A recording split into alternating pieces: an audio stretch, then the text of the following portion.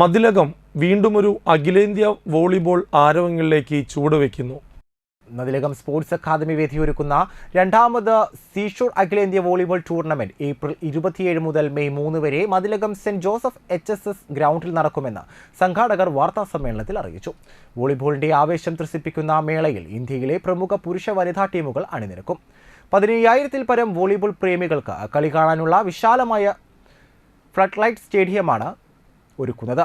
10 നിലകളുള്ള ഗാലറിയും കോർട്ടിന് ചുറ്റും കസേരകളും കാണികൾക്കായി ഒരുക്കും. 250 പേരുടെ സംഘാടക സമിതി രൂപവൽക്കരിച്ച് ചുമതലകൾ വിഭജിച്ച് നൽകി മുന്നോട്ട് പോകുകയാണ് ഉദ്ദേശിക്കുന്നത്.